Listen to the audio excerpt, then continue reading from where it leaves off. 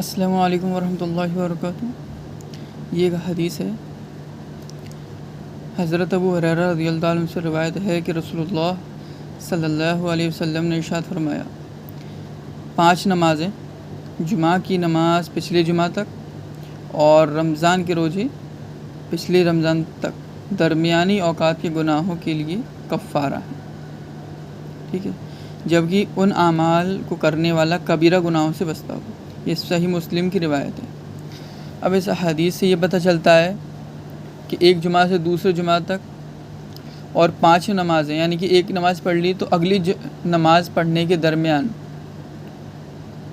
اور ایک رمضان سے اگلے رمضان تک جتنے بھی گناہ ہوں گے بیچ میں سارے کے سارے معاف کر دیے جائیں گے۔ تو یہ صغیرہ گناہوں کے بارے میں ہے، کیونکہ کبیرہ گناہوں کے بارے میں لکھا ہوا ہے اس میں کہ جب کہ ان اعمال کا کرنے والا کبیرہ گناہوں سے بچتا ہو۔ یہ عربی میں لکھا ہے، یہ ہندی میں، اور یہ اصول بھی ہے کہ کبیرہ گناہ بنا توبہ کے معاف نہیں ہوتے، ٹھیک ہے۔ تو اور آج مجھے ایک دوست ملا تھا میرا، جمعہ کا دن ہے، تو اس نے بتایا کہ وہ جمعہ کی نماز پڑھنے نہیں گیا۔ تو میں نے اس سے پوچھا کہ جمعہ کی نماز کیوں نہیں پڑھی، تو وہ بولا کہ اکرم بھائی، یہاں پہ بریلوی دیوبندی مسجد ہیں، اب وہ مسلمان نہیں ہیں تو ان کے پیچھے نماز پڑھنے کا کیا فائدہ۔ تو میں نے اس کو بتایا کہ نہیں، نماز پڑھ لینی چاہیے اور ان کے پیچھے نماز پڑھو جمعہ کی، اس کے بعد اپنی نماز دہرا لو، ٹھیک ہے۔ اب اس میں میٹر یہ ہے کہ کئی بار میں بتا چکا ہوں، امام احمد ابن حنبل رضی اللہ تعالیٰ عنہ،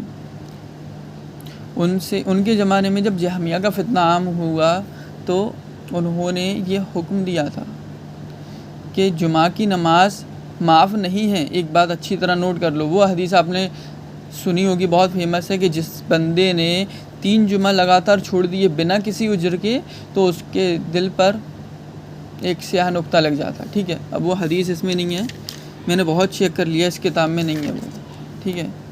یہ منتخب احادیث ہے، اس میں کچھ ساری حدیث نہیں ہوتی، لیکن کچھ اسپیشل حدیث ہیں چنندہ چن کے لکھی گئی ہیں، وہ کتابیں، ٹھیک ہے۔ تبلیغ والی یوز کرتے ہیں یہ جو ہے نا، جب میں تبلیغی جماعت سے جڑا تھا تو تب میں نے خریدی تھی یہ، خیر۔ تو وہ حدیث آپ نے سنی ہوگی، 3 جمعہ نہیں چھوڑ دیے جس نے جان بوجھ کے تو اس کے دل پہ سیاہ نقطہ لگ جائے گا۔ تو میں نے اس کو بتایا کہ ایسا نہیں کرو، دیوبندی ہو یا بریلوی، سب کے پیچھے نماز پڑھ لو جمعہ کی، ساری نہیں، صرف جمعہ کی، اور جمعہ کی پڑھنے کے بعد اپنی نماز الگ سے 4 رکعت فرض ظہر کی دہرا لو، اس کے بعد سنت پڑھ لو نارملی جو جمعہ کی پڑھتے اپن 2 کر کے، 4 سنتیں مسجد میں، گھر آئے ہیں تو 2 سنتیں کافی ہیں پھر، ٹھیک ہے۔ تو یہ میٹر ہے، یہ میٹر میں کئی بار بتا چکا ہوں، لیکن پھر بھی لوگ بھول جاتے ہیں۔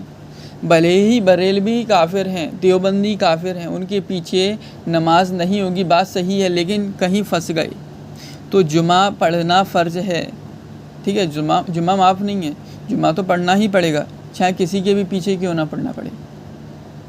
اور آپ اتنا کر سکتے ہیں کہ اپنی نماز الگ سے دہرا لو ظہر کی، اور وہ بھی پہلے نہیں دہرانی، بعد میں دہرانی۔ جب جہمیہ کا فتنہ عام ہوا تھا تو امام احمد نے کچھ باتوں کا حکم فرمایا تھا نماز کے تعلق سے، وہ ایک یہ بھی تھا، ٹھیک ہے۔ دوسرا حکم تھا کہ جو 5 نمازیں ہیں، فرض نمازیں، وہ آپ کو تب تک کسی کے پیچھے نہیں پڑھنی جب تک کہ آپ کو اس کا عقیدہ پتہ نہ ہو کہ یہ اہل حق میں سے ہے یا اہل باطل میں سے، زندیق تو نہیں ہے، کافر تو نہیں ہے، مشرک تو نہیں ہے۔ جب آپ کو پتہ چل جائے کہ یہ اہل علم میں سے ہے، اہل حق میں سے، تو آپ اس کے پیچھے 5 نماز پڑھ سکتے ہیں، ورنہ نہیں پڑھیں گے، ٹھیک ہے نا۔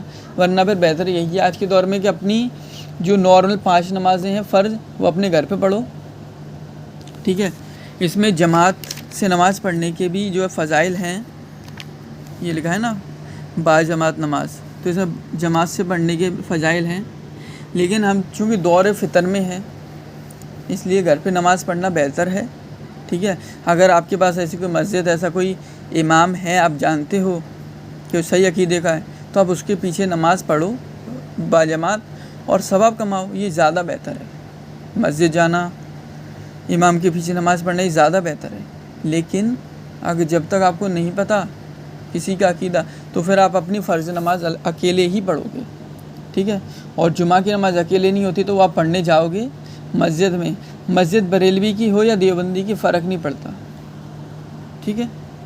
آپ اپنی فرض نماز ظہر کی 4 دہرا لو اسی مسجد میں اکیلے، ٹھیک ہے؟